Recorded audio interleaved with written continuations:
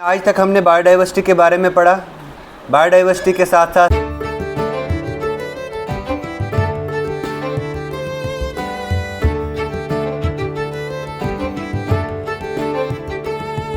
Types of biodiversity पे, जहाँ पे हमने जेनेटिक डाइवर्सिटी, स्पीशीज डाइवर्सिटी और इकोसिस्टम डाइवर्सिटी के बारे में पढ़ा।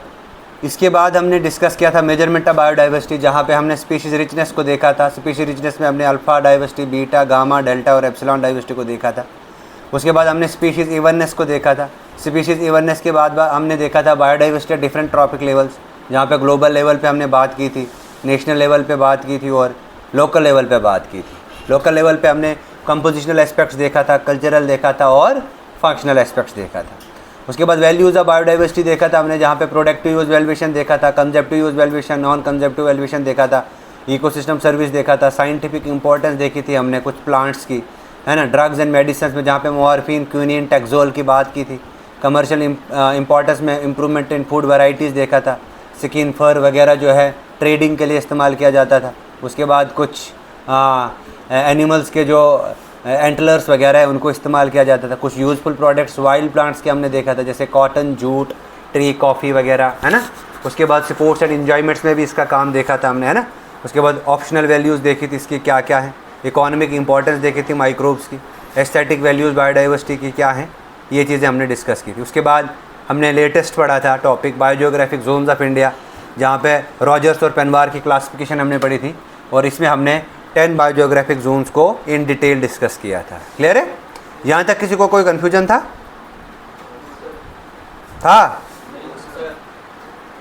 ठीक, जोशी नहीं दिख रहा है मुझे। था यहाँ तक कोई कन्फ्यूजन? पक्का? नाउ आज हमारा टॉपिक है India as mega biodiversity nation. India एक मेगा बायोडाइवर्सिटी नेशन कैसे है, इस पे आज हमने चर्चा करनी है।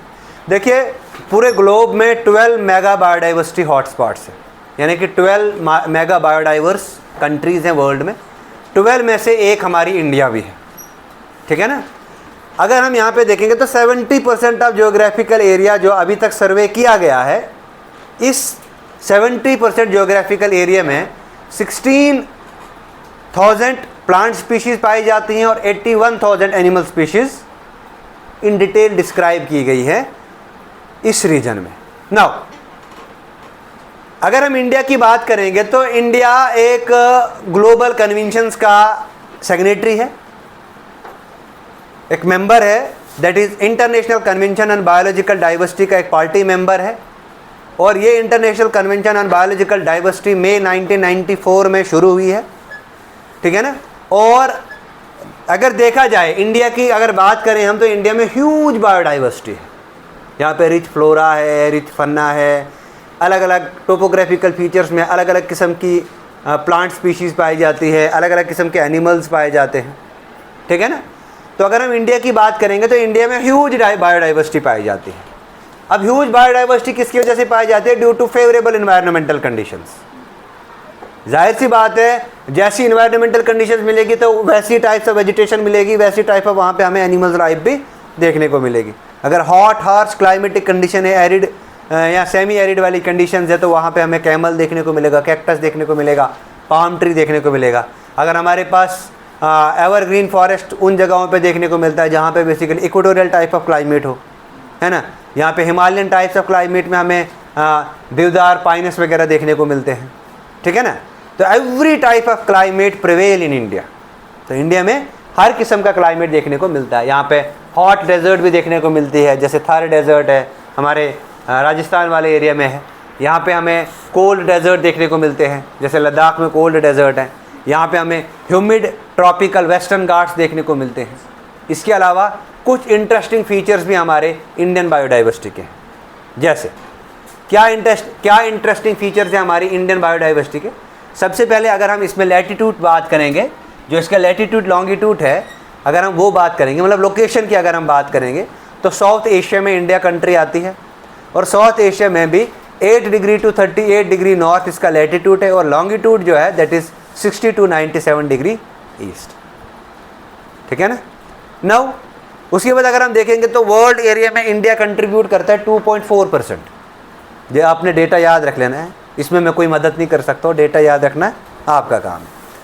इंडिया जो है वो कंट्रीब्यूट करता है 2.4% ग्लोबली वर्ल्ड एरिया में ये कंट्रीब्यूट करता है, और इंडिया जो है वो 8% ग्लोबल बायोडाइवर्सिटी के लिए रिस्पॉन्सिबल है। 100 में से 8% इंडिया ग्लोबली रिस्पॉन्सिबल है बायोडाइवर्सिटी के। नाउ अब आपको पता है बोटेनिकल सर्वे ऑफ इंडिया एक सर्वे कंडक्ट कराता है, हर 5 साल बाद बोटेनिकल सर्वे ऑफ इंडिया एक सर्वे कंडक्ट कराता है, ठीक है ना। और ये बोटेनिकल सर्वे ऑफ इंडिया जो है ये हर साल कंडक्ट कराता है। तो इस सर्वे के मुताबिक इंडिया ने बूस्ट किया है 47,000 स्पीशीज़ में, जो कि अकाउंट्स पर 15% ऑफ नॉन वर्ल्ड प्लांट्स, मतलब वर्ल्ड प्लांट के हिसाब से 15% अकाउंट कर रहा है।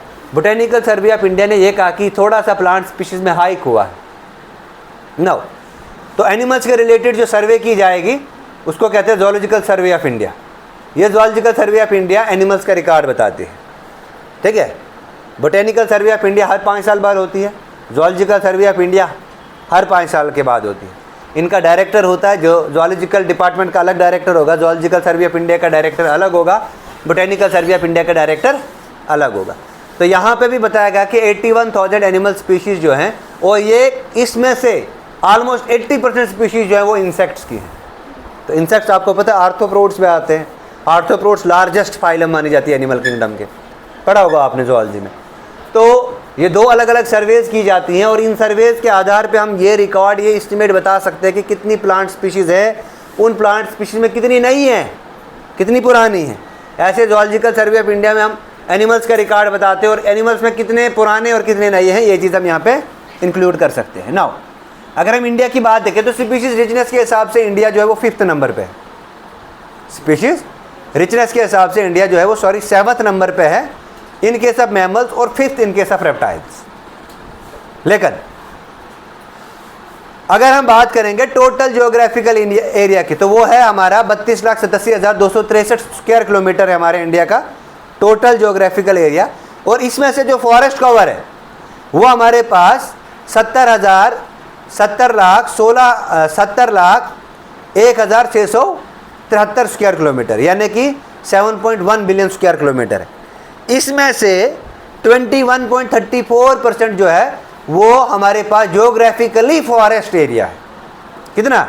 21% हमारे पास, यानी कि 22% मान लो, 22% हमारे पास फॉरेस्ट एरिया है। होना कितना चाहिए? एटलीस्ट 33% होना चाहिए। मतलब यहाँ पे टोटल फॉरेस्ट एरिया यहाँ पे पूरा कवर अप नहीं है।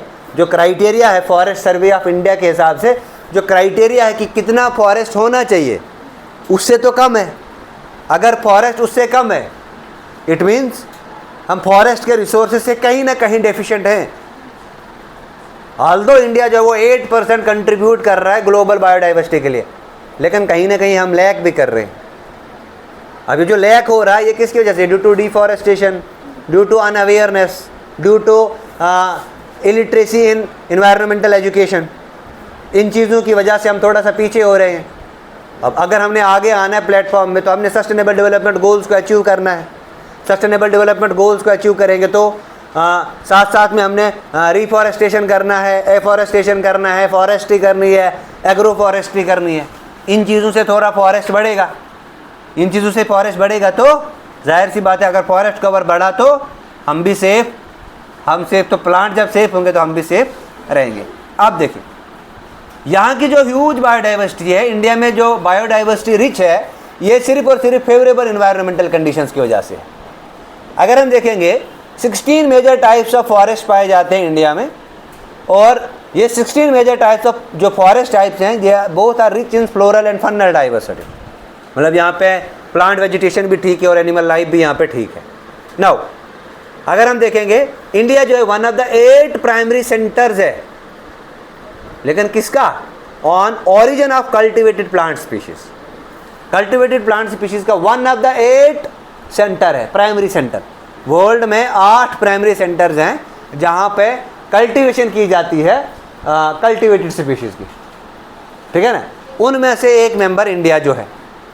अब इंडिया एग्रीकल्चरल डाइवर्सिटी में भी रिच है। एग्रीकल्चरल डाइवर्सिटी में यहाँ पे एटलीस्ट कम अप्रॉक्सीमेटली 167 कल्टिवेटेड प्लांट स्पीशीज यहाँ पे उगाई जाती हैं।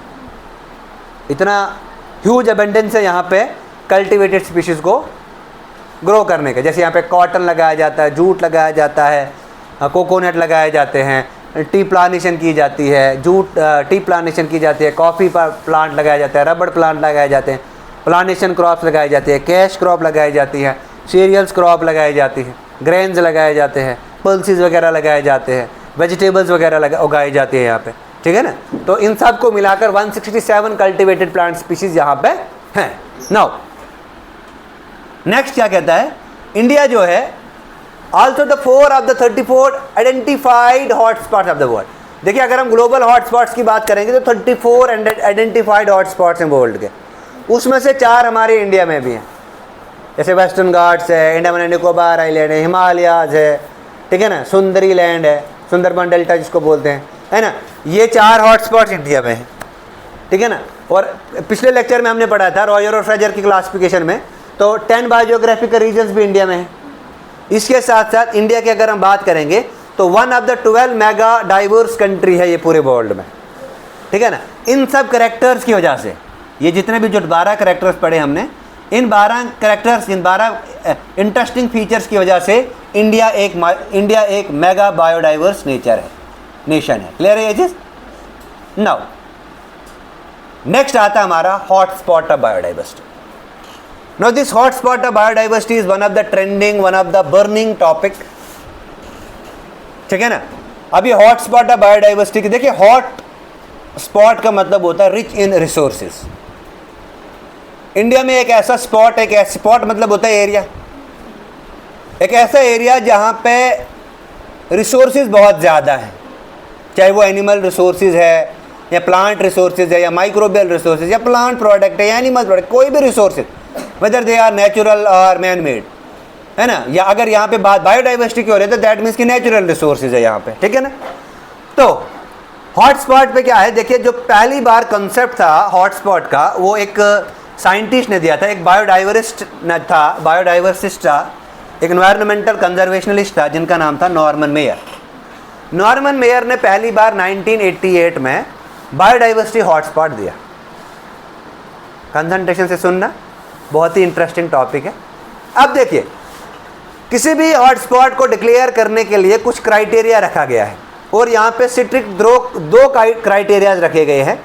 इन दो क्राइटेरियाज के मुताबिक हम ये अनुमान लगा सकते हैं कि कौन सा जो है वो हॉटस्पॉट बायोडाइवर्स आएगा। तो क्वालिफिकेशन इसकी 2 है, यानी कि इसके 2 क्राइटेरिया है। पहला स्पीशीज एंडेमिज्म। आपको पता है एंडेमिक स्पीशीज एक ऐसी स्पीशीज होती है जो किसी एक पर्टिकुलर एरिया में पाई जाती है। तो स्पीशीज एंडेमिज्म एक क्राइटेरिया आता है। तो स्पीशीज एंडेमिज्म में क्या रखना है हमने याद, it must contain at least 1500 species, कम से कम 1500 स्पीशीज होनी चाहिए, लेकिन किसकी, वेस्कुलर प्लांट्स की। और अगर हम ग्लोबली देखेंगे तो 0.5% से ज़्यादा स्पीशीज होनी चाहिए एंडेमिक, यानी कि यहाँ पर अगर हम देखेंगे दूसरा डिग्री ऑफ थ्रेट, तो कम से कम 70% जो है इन्होंने अपना हैबिटेट लॉस किया होगा। It has to have at least loss of 70% of its original habitat.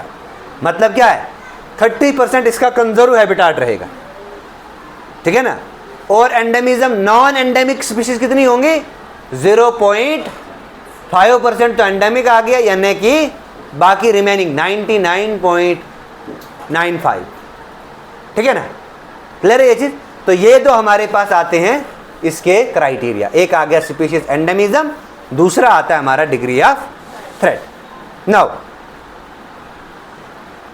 हर एक बायोडाइवर्सिटी हॉटस्पॉट एक रिप्रेजेंट करता है remarkable universe of extraordinary flora and fauna, एक एंडेमिसिटी, दूसरा रैपिड श्रिंकिंग ऑफ इकोसिस्टम।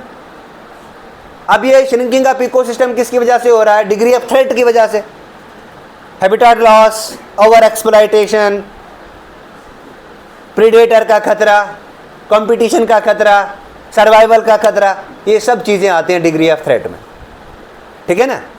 अब अगर हम बात करेंगे वर्ल्ड प्लांट स्पीशीज में 50% से ज़्यादा और टेरिस्ट्रियल वर्टिब्रेट स्पीशीज में 42% से ज़्यादा एंडेमिक होती हैं इन 35 डिफरेंट हॉटस्पॉट्स में। तो वर्ल्ड की अगर हम बात करेंगे तो वो 35 डिफरेंट हॉटस्पॉट्स आते हैं। यहाँ पे एक इंपॉर्टेंट टर्म आती है जिसका नाम है हॉटेस्ट हॉटस्पॉट्स। क्या? Hottest hotspots. हॉटेस्ट हॉटस्पॉट्स में हॉटस्पॉट तो होगा लेकिन वहाँ पे नंबर ऑफ फ्लोरल स्पीशीज और नंबर ऑफ फनल स्पीशीज ज़्यादा होंगी as compare to other hotspots. That's why it is named as hottest hotspot. अगर हम हॉटेस्ट हॉटस्पॉट्स की बात करेंगे तो हॉटेस्ट हॉटस्पॉट्स में 5 की फैक्टर्स हैं। कितने हैं? हॉटस्पॉट के लिए 2 ही की फैक्टर थे, एक डिग्री ऑफ थ्रेट, दूसरा एंडेमिज्म। यहाँ पे 5 की फैक्टर्स हैं। कितने हैं?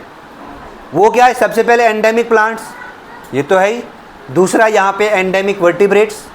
क्या? दूसरा एंडेमिक वर्टिब्रेट्स। तीसरा जो एंडेमिक प्लांट्स है इनका एरिया रेशो यानी कि इनकी एबेंडेंस,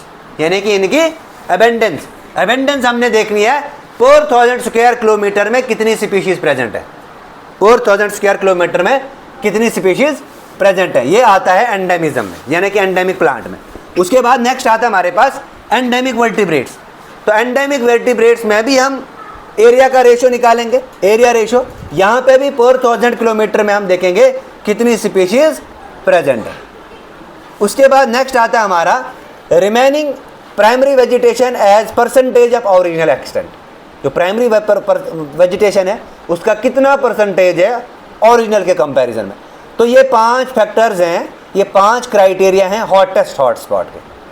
याद रहेगा, एंडेमिक प्लांट, दूसरा एंडेमिक वर्टिब्रेट्स, तीसरा एंडेमिक प्लांट का रेशियो निकालना, चौथा एंडेमिक वर्टिब्रेट्स का रेशियो निकालना लेकिन पर 1000 स्क्वायर किलोमीटर के हिसाब से, ठीक है ना। और फिफ्थ रहेगा प्राइमरी वेजिटेशन कितनी बची हमारे पास, ठीक है। नाउ अगर हम देखेंगे तो जो 8 हॉटेस्ट हॉटस्पॉट्स हैं on the basis of these above 5 factors, ये जो ऊपर 5 फैक्टर्स मैंने बताए, इन 5 फैक्टर्स के आधार पे कितने हॉटेस्ट हॉटस्पॉट है, तो 8 है। कितने हैं? एक आता है इसमें मेडागास्कर, क्या आता है, दूसरा आता है फिलीपाइंस, थर्ड आता है हमारे पास सुंदालैंड, फोर्थ आता है Brazil's Atlantic forest, fifth is Caribbean island पे जितना भी है, ठीक है ना। Caribbean is basically Caribbean Sea, Caribbean island के इर्द गिर्द जो भी है। Fourth is Indo Burma, fifth is Western Ghats यानी कि Western Ghats including Sri Lanka, sixth is Eastern Arc and coastal forest of Tanzania यानी कि कीनिया का फॉरेस्ट। तो हॉटेस्ट हॉटस्पॉट में 2 तो इंडिया में आ गए, एक आ गया इंडो बर्मा, दूसरा आ गया वेस्टर्न घाट्स, है ना। टोटल हॉटस्पॉट 4 हैं, 4 में से 2 आ गए हॉटेस्ट हॉटस्पॉट। हॉटेस्ट हॉटस्पॉट याद रखना, इंडो बर्मा और वेस्टर्न घाट्स। नाउ ये जो 8 हॉटेस्ट हॉटस्पॉट्स हैं ये कम से कम at least 3 times in the top of listing of each factor. अब इन 8 में से कोई भी टॉप पे जा सकता है इन फैक्टर को अगर हम कंपेयर करेंगे तो। नाउ अब आता है नेक्स्ट टॉपिक हमारा, Indian biodiversity hotspots. Indian biodiversity hotspots की अगर हम बात करेंगे तो 4 बायोडाइवर्सिटी हॉटस्पॉट्स आते हैं जो हमारे इंडिया में हैं। और ये 4 हॉटस्पॉट्स कौन से, मैंने बताया क्राइटेरिया 2 हैं, एक एंडेमिज्म, दूसरा डिग्री ऑफ थ्रेट, ठीक है ना। तावीज़ बना के पी लो, ये 2 चीज़ें। नाउ अगर हम बात करेंगे 4 हॉटेस्ट हॉटस्पॉट्स की, एक आता है हिमालयाज, क्या आता है, हिमालयाज में भी बेसिकली ईस्टर्न हिमालयाज, दूसरा आता है इंडो बर्मा, दूसरा क्या आता है, इंडो बर्मा, तीसरा आता है the Western Ghats and Sri, fourth is Sundaland. Out of these 4 2 are hottest hotspot. Now सबसे पहले अब हम डिस्कस करते हैं ईस्टर्न हिमालयन हॉटस्पॉट। ये हमारे पास है ईस्टर्न हिमालयन हॉटस्पॉट। देखिए अगर हम ईस्टर्न हिमालयन हॉटस्पॉट्स की बात करेंगे तो ये ईस्टर्न हिमालय सिर्फ इंडिया का ही नहीं आता है, इंडिया का नॉर्थ ईस्टर्न पार्ट यानी कि जो 7 स्टेट्स वाली स्टेट्स हैं, आसाम, अरुणाचल प्रदेश, मेघालय, मिजोरम, नागालैंड, मणिपुर, ठीक है ना, ये सारी चीज़ें नॉर्थ ईस्टर्न स्टेट्स। इसके साथ साथ भूटान और southern central and eastern Nepal, ये सारा आता है ईस्टर्न हिमालयाज में। ये सारा आएगा ईस्टर्न हिमालय हॉटस्पॉट्स में। ये क्या होता है, आप ये जियोलॉजिकली यंग है, जियोलॉजिकली यंग बोले तो ये यंगफोल्ड माउंटेन का पार्ट है, या जाहिर सी बात है अगर ये यंगफोल्ड माउंटेन का पार्ट है तो यहाँ पे यंग वेजिटेशन पाई जाएगी, ठीक है ना। और ये हाई एल्टीट्यूड्स में है और हाई एल्टीट्यूडनल वेरिएशंस हैं। अब जाहिर सी बात है अगर हाई एल्टीट्यूडनल वेरिएशंस है तो अलग अलग किस्म की वेजिटेशन पाई जाएगी, अलग अलग जोन्स हैं। जैसे हिमालयस की बात करेंगे, greater Himalaya, middle Himalaya, Shivalik, 3 different zones है, तो अलग अलग वेजिटेशन भी पाई जाएगी तीनों जोन्स में, है ना। अब अगर हम पूरे ईस्टर्न हिमालयाज की बात करेंगे तो यहाँ पे अप्रॉक्सीमेटली 9000 प्लांट स्पीशीज पाई जाती है, और इन 9000 प्लांट स्पीशीज में से 3500 स्पीशीज यानी कि 39% एंडेमिक है। क्राइटेरिया क्या है? 30%, तो यहाँ पे 39% एंडेमिक है। क्लियर ये चीज? नाउ इसमें से भी अगर हम इंडियन पोर्शन की बात करेंगे तो इंडियन पोर्शन में 5800 प्लांट स्पीशीज जो है वो एंडेमिक है, और ये रिकॉग्नाइज की गई है कि एंडेमिक है। अब किसने रिकॉग्नाइज किया? IUCN ने, international union for conservation of nature and natural resource ने ये रिकॉग्नाइज की। इसमें से भी at least 55 flowering plants, 55 flowering plant जो है वो एंडेमिक हैं, और इन्हें रेयर की कैटेगरी में डाला है। और ये एंडेमिक प्लांट बाकी किसी एरिया में नहीं पाए जाते। जैसे पिचर प्लांट, पिचर प्लांट एक इंसेक्टिवोरस प्लांट है, ये इंसेक्ट्स को ट्रैप कर लेता है। ये ऐसे करके ट्रैप कर लेगा इंसेक्ट को ट्रैप करके वहीं से इसको डायरेक्ट नाइट्रोजन ले लेता है। ठीक है ना, आई बात समझ? नाउ अच्छा, इसे हम कहते हैं cradle of specialization. Cradle of speciation का क्या मतलब होता है? क्रेडल ऑफ स्पेसिएशन का मतलब होता है कि हमें इस एरिया से यह पता चलता है कि स्पीशीज का एवोल्यूशन अभी कंटिन्यूअस है। ठीक है ना, क्लियर है ये चीज? तो एवोल्यूशनरी पॉइंट ऑफ व्यू से क्रेडल ऑफ स्पेसिएशन बहुत इंपॉर्टेंट है।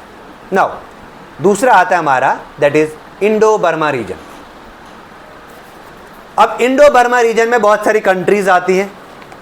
यहाँ पे ईस्टर्न बांग्लादेश आएगा, मलेशिया आएगा, नॉर्थ ईस्टर्न इंडिया का सौदर्न वाला पार्ट आएगा, ब्रह्मपुत्र रिवर का सौदर्न वाला पार्ट आएगा, म्यांमार का भी पार्ट आएगा इसमें चाइना यॉन प्रोविंस भी आता है। ठीक है ना, इसमें कंबोडिया भी आता है, वियतनाम भी आता है। ठीक है ना, और यहाँ पे डेमोक्रेटिक रिपब्लिक ऑफ थाईलैंड भी आता है, डेमोक्रेटिक यानी कि लियो पीपल्स डेमोक्रेटिक रिपब्लिक भी आता है, और साथ साथ में थाईलैंड भी आता है। तो इंडो बर्मा रीजन जो है ये बड़ा डाइवर्स रीजन है ना। ठीक है ना, तो उसके बाद नेक्स्ट आता है हमारा वेस्टर्न घाट्स एंड श्रीलंका। देखिए, वेस्टर्न घाट्स को हम शायदरी हिल्स के नाम से भी जानते हैं, वेस्टर्न घाट्स को हम शायदरी हिल्स के नाम से भी जानते हैं। यहाँ पे बेसिकली माउंटेन फॉरेस्ट, और ये वेस्टर्न घाट्स हमारी श्रीलंका तक भी जाते हैं। ठीक है ना, आपने इस नाम सुना होगा चोला एम्पायर। चोला एम्पायर जो था ना, राजा फर्स्ट, उन्होंने श्रीलंका पे कब्जा किया था, और उन्होंने बताया था कि ये पूरा एरिया हमारा ही है।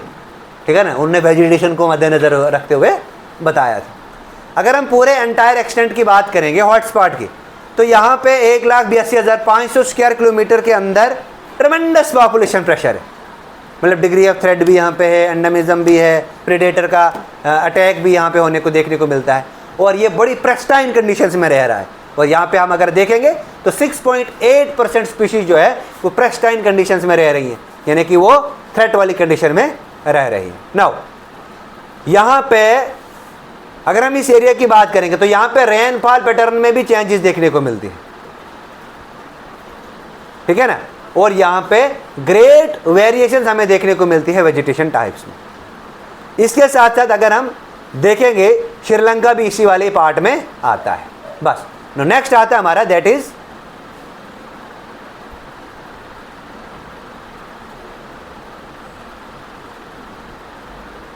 ठीक है ना, ये था हमारा वेस्टर्न घाट्स वाला रीजन। ना वेस्टर्न घाट्स वाले रीजन के बाद हमारा आता है नेक्स्ट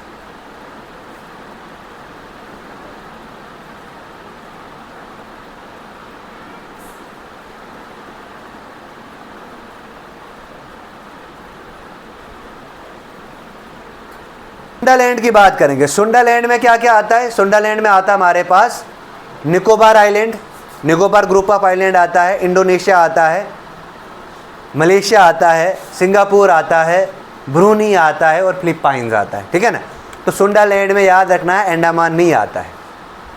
ठीक है, अंडमान नहीं आता है, ये 10 डिग्री चैनल से नीचे वाला पार्ट। 10 डिग्री चैनल पता है ना आपको, अंडमान और निकोबार को सेपरेट करता है ना। तो 10 डिग्री चैनल से जो बिलो आएगा, यानी कि इक्वेटर की तरफ जितना भी पार्ट आएगा वो आता है सुंडरलैंड में, और सुंडरलैंड में भी डाइवर्सिटी रिच है। ठीक है, थैंक यू। नेक्स्ट पढ़ेंगे हम। तो आज हम डिस्कस करेंगे cause of extension of biodiversity. क्या क्या काजेज रहे जिसकी वजह से बायोडाइवर्सिटी एक्सटेंशन के लिए, what are the main causes, ये हमने आज डिस्कस करना है। देखिए, सबसे पहले एक्सटेंशन का क्या मीनिंग है। अगर हम लिटरली मीनिंग देखें एक्सटेंशन का, तो एक्सटेंशन का मीनिंग होता है complete elimination of a wild species. ठीक है ना, इसीलिए हम जब हम कैटेगरीज पढ़ेंगे, जो IUCN ने कैटेगरीज बताई है, extension in the wild, that means कि वो कंप्लीटली वाइल्ड से एक्सटिंक्ट हुई है। तो एक्सटेंशन का मतलब ही है कि वाइल्ड से वो एक्सटिंक्ट हुई है। हाँ, हो सकता है कि उसकी कल्टिवेटेड स्पीशीज़ जो है वो बची होंगी, लेकिन वाइल्ड वाली स्पीशीज सारी एलिमिनेट हो चुकी होंगी। ठीक है ना, तो ये सिंपल मीनिंग होता है एक्सटेंशन का। तो एक्सटेंशन को आप क्या लिख सकते हो, complete elimination of a wild species. Now ये नेचुरल प्रोसेस है लेकिन स्लो प्रोसेस है। अब एक्सटेंशन कैसे होगा, due to unplanned human activities. Unplanned human activities की वजह से rate of decline of wild population जो है वो बहुत ज़्यादा हो रहा है। अगर हम रीसेंट एरा की बात करेंगे, या रीसेंट सेंचुरी की बात करेंगे, या रीसेंट डिकेड की बात करेंगे, तो रैपिड एक्सटेंशन हो रहा है स्पीशीज़ का। बहुत सारे काजेज़ हैं, एक एक करके हम इन काजेज़ को पढ़ेंगे कि कैसे कैसे कौन कौन सा काज जो है वो एक्सटेंशन के लिए फेवरेबल है। पहला काज आता है हैबिटाट लॉस। जो हैबिटाट लॉस है इसे कहते हैं फ्रेगमेंटेशन। इसके साथ साथ जो दूसरा है वो है poaching of wild life, hunting वगैरह से जो हो रहा है। तीसरा आता है अदर रीजंस। अदर रीजंस में आता है हमारा introduction of exotic species. Exotic species होती है हमारी, सपोज करो कोई फॉरेन स्पीशीज़ यहाँ पे आई, तो फॉरेन स्पीशीज़ ने अपना दबदबा यहाँ पे बना लिया, और यहाँ की जो इन्वेसिव स्पीशीज़ थी, यहाँ की जो नेटिव स्पीशीज़ थी, वो डिक्लाइन हो गई। ठीक है ना, तो एक्सोटिक स्पीशीज़ जो है वो जब भी किसी भी जगह पे जाएगी वो वहाँ पे अपनी सक्सेशन करेगी, और वहाँ की जो नेटिव स्पीशीज़ है उसमें डिक्लाइन आएगा। ये चीज़ भी हम इसमें डिस्कस करेंगे, और साथ साथ में कुछ एग्जांपल्स भी हम देखेंगे।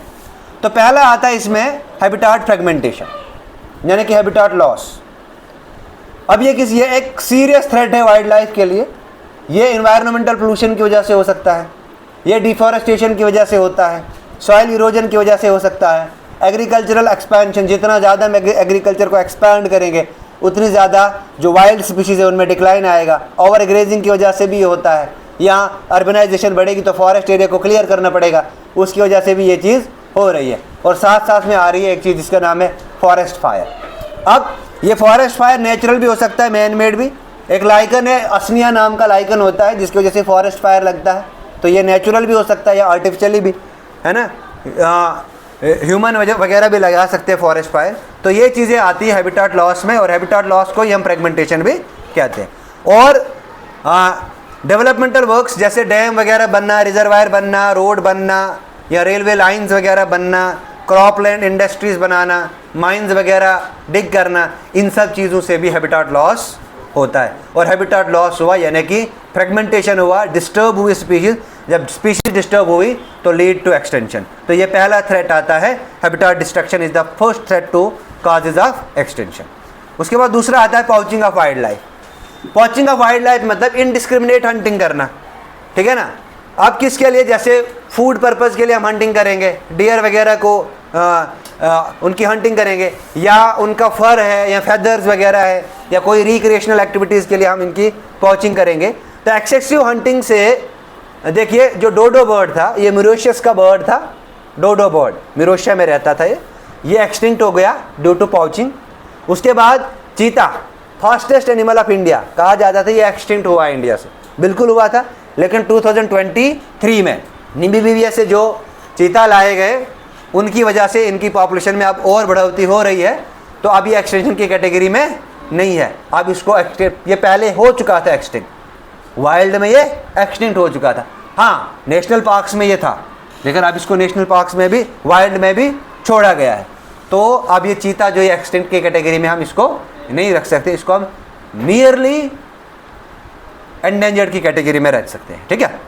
नाउ थर्ड आता है अदर रीज़न। अदर रीज़न में नंबर 1 पे आता है एक्सोटिक स्पीशीज। मैंने कहा एक्सोटिक स्पीशीज जो है ये फॉरेन स्पीशीज है।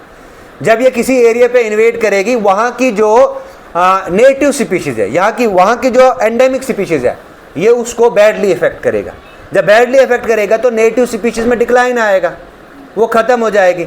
और जो ये फॉरेन स्पीशीज है यानी कि एक्सोटिक स्पीशीज है, ये अपने वहाँ पे सक्सेशन करेगी और सक्सेशन करने के बाद ये क्लाइमेक्स पे पहुँच जाएगी और जो नेटिव स्पीशीज है उसमें डिक्लाइन आएगा। आई बात समझ? Now how can the exotic species invade a new area? ये जो एक्सोटिक स्पीशीज है ये कैसे नए एरिया में इन्वेड करती है? सबसे पहले एब्सेंस ऑफ नेचुरल एनिमी। इसका कोई नेचुरल एनिमी होता ही नहीं है। जिस एरिया से ये आई वहाँ पे इसका नेचुरल एनिमी था। नेचुरल एनिमी से बचने के लिए इसने नेटिव हैबिटाट ले लिया।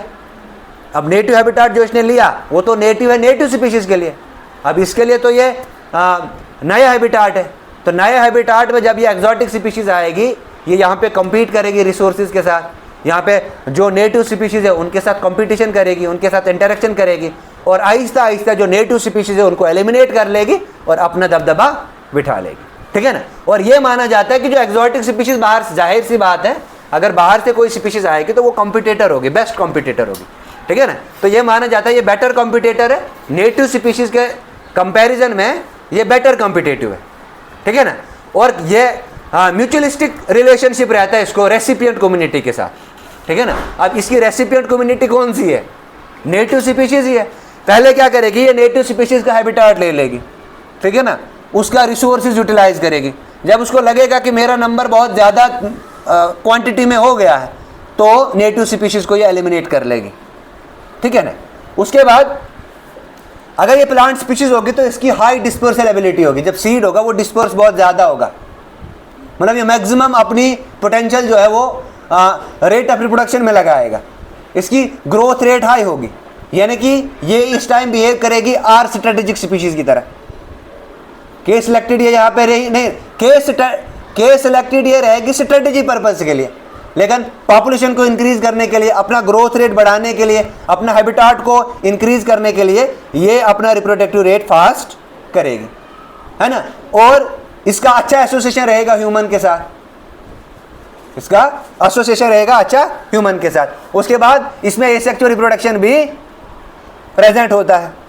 ठीक है ना? और इसका एक यूनिक वे रहता है लाइफ को सरवाइव करने के लिए। आई बात समझ? Climatic match between site of origin and site of colonization, ये मोस्ट इंपॉर्टेंट फैक्टर है। अगर क्लाइमेटिक इफेक्ट, क्लाइमेटिक मैच नहीं होगा तो ये स्पीशीज सर्वाइव ही नहीं कर पाएगी। क्लाइमेटिक मैच है तो ही स्पीशीज सर्वाइव कर रही है। ये थे कुछ एग्जांपल्स, ये थी कुछ characteristic features of how exotic species वो डोमिनेट कैसे हो रही है नेटिव एरिया में। Now examples of exotic species. एक कॉकरोच है, अमेरिकन कॉकरोच। इस अमेरिकन कॉकरोच को is threatening the existence of native oriental cockroach. जो नेटिव ओरिएंटल कॉकरोच था उसको इसने ख़त्म कर दिया। उसके बाद गॉट्स एंड रैबिट्स। ठीक है ना? चाहे हम इंडियन ओशंस की बात करेंगे या पैसिफिक ओशंस की बात करेंगे, यहाँ पे डिस्ट्रॉय हो रहा है हैबिटाट सेवरल प्लांट्स, बर्ड्स और रेप्टाइल्स का। क्यों? क्योंकि बर्ड्स, प्लांट्स वगैरह जो है वो ट्रीज़ पे फीड कर रहे हैं, है ना? इसी ट्रीज़ पे बर्ड्स, प्लांट्स और रेप्टाइल्स जो है, इन पे बर्ड्स, प्लांट्स पे कौन फीड कर रहा है? गोट और रेप्टाइल्स। तो बर्ड, प्लांट तो यहाँ से एलिमिनेट हो रहे हैं। ठीक है ना? और प्रोडक्शन किसकी बढ़ रही है? गोट्स और रैबिट्स की। ऐसे आता है कांग्रेस ग्रास, हमारे डिस्ट्रिक्ट डोडा में बहुत फैला हुआ है ना? अब कांग्रेस ग्रास एक हाईली एलर्जिक वीड है। ये वीड है, हमने पढ़ा है कांग्रेस ग्रास जो है ये पोलन एलर्जी काज करता है ना? ये कांग्रेस ग्रास जो है इसने हर्ब्स को रिप्लेस कर दिया, शर्ब्स को रिप्लेस कर दिया और पूरे ओपन स्पेस में ये फैल गया है और इसकी वजह से हमारे रेस्पिरेटरी प्रॉब्लम्स वगैरह भी आ रही हैं। इसके साथ है वाटर हायासिंथ। ये जो वाटर हायासिंथ है ये पूल्स और पॉन्ड्स में डोमिनेट बन चुका है, डोमिनेंट है, लेकिन ये भी तो एक्सोटिक स्पीशीज़ है। उसके बाद एक और है लेंटेना। लेंटेना एक प्लांट है। ठीक है ना? अब ये फॉरेस्ट में आया है और जो फॉरेस्ट में सीरियस कम्पीट कर रहे हैं वहाँ की नेटिव स्पीशीज़ के साथ। तो ये थे कुछ examples related to exotic species. ठीक है ना? इसके अलावा आता है over exploitation of natural resources. जो नेचुरल रिसोर्स उनको हम ज़्यादा एक्सप्लॉइट करेंगे, यानी कि ओवर फिशिंग करेंगे। फिशेज़ को ज़्यादा से ज़्यादा हम पकड़ेंगे, या mechanical catching of animal species etcetera as serious threat to the wild life, हम जिंदा स्पीशीज़ को पकड़ रहे हैं, ठीक है ना, तो ये भी वाइल्ड लाइफ का थ्रेट है। Next is disturbance of migratory routes, बहुत सारे फिशेज़, बहुत सारे बर्ड्स, बहुत सारे मैमल्स जो एक्वेटिक है ना, ये डैम बनने की वजह से इनका जो माइग्रेटरी रूट था वो डिस्टर्ब हो चुका है। जाहिर सी बात है, जो पहले फिशेज चिनाब रिवर में आती थी वो बगलियार डैम की वजह से, रियासी डैम की वजह से, है ना, या रेटले पावर प्रोजेक्ट की वजह से वो स्पीशीज़ अपने हाई एल्टीट्यूड तक नहीं जा सकती है, और स्पीशीज़ माइग्रेट करती है रिप्रोडक्टिव पर्पज़ के लिए, ब्रीडिंग पर्पज़ के लिए, ठीक है ना। अब फिशेज़ जब नहीं जाएंगे अपनी ब्रीडिंग वाली स्टेट में तो उनकी पॉपुलेशन में डिक्लाइन आएगा। आई बात समझ? तो माइग्रेटरी रूट में डिस्टर्बेंस होना, जैसे आपको पता है आर्कटिक बर्ड है, आर्कटिक रीजन से बहुत सारे बर्ड्स माइग्रेट करते हैं गुजरात वाले रीजन में, ठीक है ना, ब्रीडिंग सीजन में। वो क्यों करते हैं? उनका ब्रीडिंग पॉपुलेशन बढ़ानी है, तो माइग्रेटरी रूट अगर डिस्टर्ब हो जाएगा तो ब्रीडिंग वो प्रॉपरली नहीं कर पाएंगे, ब्रीडिंग प्रॉपरली नहीं होगा तो रेस आगे कैसे बढ़ेगी, नहीं बढ़ सकती, तो इन्हें भी एक्सटिंक्शन फेस करना पड़ेगा। Now next is international trade on animal product, बहुत सारी medicines, perfumes, cosmetics, decorations, museum specimen etcetera जो हैं इंटरनेशनल ट्रेडिंग की जाती है इनकी, और इलीगल ट्रेडिंग की जाती है, ये भी एक इम्पॉर्टेंट थ्रेट है एक्सटेंशन ऑफ स्पीशीज़ के लिए। नेक्स्ट आता है हाईवेज़।